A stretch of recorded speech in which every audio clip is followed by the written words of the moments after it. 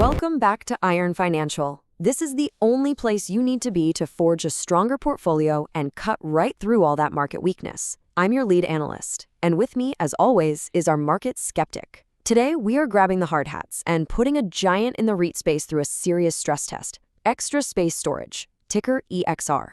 Now, on the surface, their latest earnings report looks like an absolute steel fortress. But we're here to find out if there are any cracks in that foundation. Is this a bedrock opportunity, or is it a house of cards just waiting for a strong gust of wind? Let's get to work.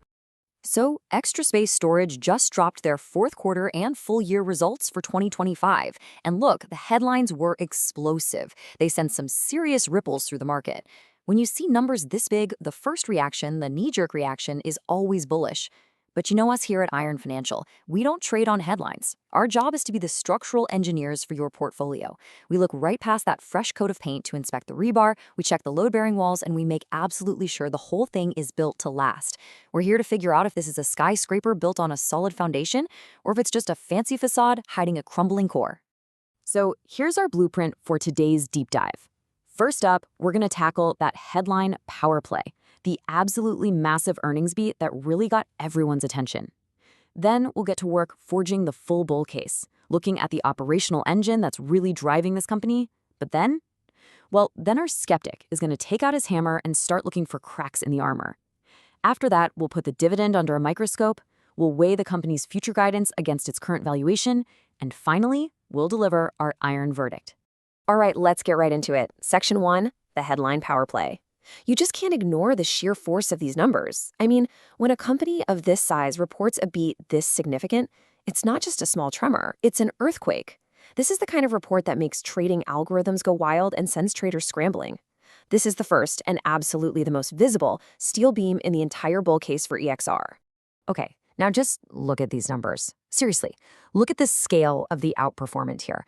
Let's start with that EPS number. The market, the consensus, was expecting $1.50. EXR comes in and delivers $2.08. That is a nearly 39% beat. That's not just a beat, that is a complete and utter demolition of expectations. And revenue wasn't far behind, crushing estimates by almost 17%. Now, for a REIT, the core funds from operations, or FFO, that's the lifeblood. You can think of it as the real cash flow from their properties. And guess what? They beat there too, coming in at $2.08 per share. This is the kind of top-to-bottom financial beatdown that builds some serious, powerful momentum for a stock. So, here's the crucial point. A big earnings beat is fantastic, but it has to be backed by something real. Was it just a one-time fluke, or is there a powerful engine humming under the hood here? That brings us to Section 2.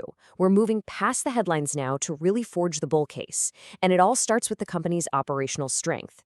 These numbers suggest a machine that's not just running, but running efficiently and incredibly powerfully. And this right here, this chart perfectly illustrates the efficiency I'm talking about. An operating margin over 43% is just incredibly strong. What does that really tell you? It tells you that for every single dollar in sales, they're keeping 43.5 cents to cover all their core business costs and interest, with plenty left over after that. The net margin is also super robust at over 28%. This isn't a company that's just driving revenue for the sake of it. This is a company that knows exactly how to turn that revenue into actual hard profit. That is a sign of disciplined cost management and a really solid, well-oiled operational foundation. And these are the pillars holding up all that profitability. They aren't just getting lucky, they are executing, plain and simple. The company has industry-leading occupancy rates. Their facilities are full. They're seeing growth in the rates they can charge new customers coming in the door. Their third-party management platform is a huge, huge driver. They manage over 2,200 stores for other owners, which generates a really steady stream of fee income. They're smart with their money, using joint ventures and disciplined capital allocation to find what they call creative off-market investment opportunities. And the track record speaks for itself. 11% revenue growth over the past 3 years on a massive $3.34 billion sales base. This is a heavyweight, and it's operating at peak performance. Whoa, hold on a second there. That is a very pretty picture you're painting. A steel-plated, high-performance machine. But I've seen plenty of those shiny machines rust from the inside out. My job here is to ask the tough questions, the ones you should be asking. And it is absolutely time to take a look at what's under that shiny armor. Let's move into a skeptic's view. Because while that operational story is compelling, the financial health story, well, it has some chapters that are pretty concerning. So here's the question. this is the one I want everyone watching to ask themselves right now. We've heard all about the engine, but how strong is the chassis it's actually built on? It's really easy to get mesmerized by those big revenue beats and strong margins. But true strength, the kind of strength that survives a real downturn, is found deep down in the balance sheet. So let's stop looking at the highlight reel for a minute and start pressure testing the foundation of this company. Okay, before I show you the number, I want to introduce a tool we use here at Iron Financial to really stress test a company's financial bedrock. It's called the Altman Z-Score. It's a formula that was developed by an NYU professor, Edward Altman, and it's become a really trusted indicator of bankruptcy risk. It combines 5 key financial ratios to spit out a single score. Now, the crucial part here is the threshold. Anything below 1.8 puts a company into what's called the distress zone. It's a big red flag that signals potential financial vulnerability down the road. And there it is, 1.52. Look, that's not just dipping a toe below the 1.8 threshold, that is deep in the distress zone. To me, this is the first major stress fracture we found in this whole structure. While the company is generating strong profits today, this score suggests that its overall financial structure, its mix of liquidity, solvency, leverage, is flashing a pretty serious warning sign. It raises a really serious question. Is all this great operational performance just masking a more fragile financial reality? And the warning signs don't stop there, not by a long shot. Let's look at what the people who know the company best are doing, the insiders. Over the last year, they've sold nearly $3.6 million worth of stock. Okay, so how much have they bought? 0. A big fat nothing. If the future is so bright, why are the insiders all cashing out while not a single one is buying in? Then you've got the stock's volatility. A beta of 1.49 means this stock is about 50% more volatile than the S&P 500. So when the market goes down, EXR is likely to go down even harder. For every 1% the market moves, this stock tends to move 1.5%. And finally, despite that one strong quarter, let's not forget the bigger picture. Over the last 3 years, earnings growth has actually been negative. That's a pretty big crack in the long-term growth story. Now, this brings us to one of the most critical points of conflict in this entire story, the dividend. For a REIT, the dividend is pretty much everything. It's the main reason a lot of investors own these stocks in the first place. But a dividend is only as strong as the earnings that support it. So the question becomes, is EXR's dividend a sign of strength and a commitment to shareholder return, or is it a red flag, a promise that the company might actually struggle to keep? Okay, and let's be totally clear, on the surface, this is an attractive proposition, no doubt about it. The company just declared a quarterly dividend of $1.62 per share. Annually, that works out to $6.48, which gives it a yield of around 4.4%. In today's market, that's a very, very solid payout. And it's a huge draw for any income-focused investors. It's a core piece of the entire bull thesis. But this is where it gets really complicated. Look at the trailing payout ratio on the left. Depending on the source you check, it's somewhere between 142 and 144%. Let me be crystal clear about what that means. For every dollar the company earned, it paid out about $1.43 in dividends. That is fundamentally, mathematically unsustainable. You cannot pay out more than you bring in forever. It's like trying to build a skyscraper with a credit card. That's a fair point, but it's also looking in the rearview mirror. Now, what's so interesting here is the contrast with the right side of this slide. Based on the company's forward guidance for 2026 earnings, that payout ratio drops all the way down to a much more manageable 79%. So the entire argument for the dividend's safety hinges on one single thing. You have to believe the company is going to hit or even exceed its very bullish future guidance. This is the central conflict for any potential investor right here. And that is the perfect pivot to our next section, weighing that forward guidance against the current valuation. The entire bull case from this point on rests on the company's ability to deliver on these future promises.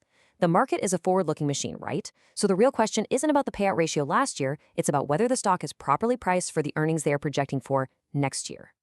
So here's that guidance. Look at the top line. Core FFO per share projected between $8.05 and $8.35. This is the number that makes the dividend look safe. This is the number that suggests strong growth is ahead. It is the absolute core of the bullish outlook. But let's not get carried away here. Look at the other numbers on this slide. Same-store revenue growth is projected at a lukewarm -0.5% to a positive 1.5%. That is not exactly setting the world on fire. At the same time, their expenses are expected to rise by 2 to 3.5%.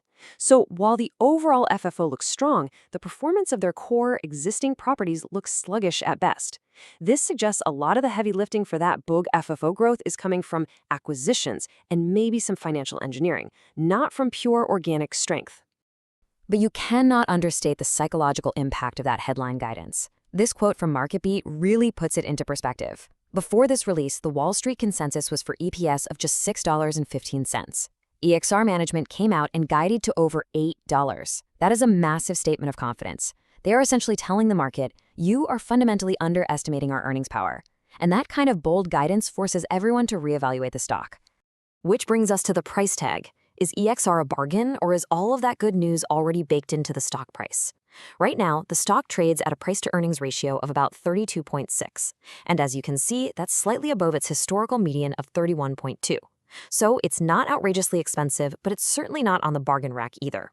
The market seems to be saying, okay, we believe your strong guidance and we've priced the stock accordingly. There isn't a huge margin of safety here. If they fail to deliver on that bullish guidance, the valuation starts to look stretched and the stock could be pretty vulnerable. Okay, that brings us to the final section, our iron verdict. We've examined the powerful engine and the shiny exterior. We've also tapped on the walls and found some potential stress fractures deep in the foundation. Now it's time to put it all together. Is extra space storage a well-built opportunity for your portfolio, or is it a cleverly disguised trap? So the crucial point for the bulls, the entire case, comes down to these steel wheels. First, that Q4 beat was undeniable and it was absolutely massive. Second, the profitability is truly elite, with operating and net margins that show this is a well-run machine. Third, you have huge institutional ownership, over 95%, which tells you the smart money has confidence here. Fourth, the 2026 guidance is incredibly bullish, and it completely reset market expectations. And finally, that attractive 4.4% dividend yield is the payout that keeps income investors coming back for more. But for every single one of those beams, there's a potential fracture. And these are the ones that would keep me up at night. That Altman Z-Score of 1.52 is an objective red flag indicating financial distress. The trailing dividend payout of over 140% is, by definition, unsustainable. The insiders are selling, not buying. That's a major vote of no confidence from the people on the inside. The stock itself is highly volatile, meaning it's a risky ride. And that forward guidance hides some very modest, almost stagnant growth projections for their core business. This is the bear case, plain and simple. So we'll leave you with this. Extra space storage appears to be a high-performance operational engine, firing on all cylinders. But it's bolted into a financial frame that is showing clear signs of volatility and stress. The investment case here is a bet on the future over the past, a bet that strong forward guidance will resolve all these underlying financial warnings. So the final question isn't for us, it's for you. Is a high-performance engine in a volatile frame a risk that your portfolio is built to handle? That's the heavy lifting you need to do. Thanks for joining us at Iron Financial. Now go forge your future. Quick disclaimer, everything I share is for entertainment and informational purposes only. I'm not a financial advisor, so please do your own research or talk to a professional before making any moves with your money.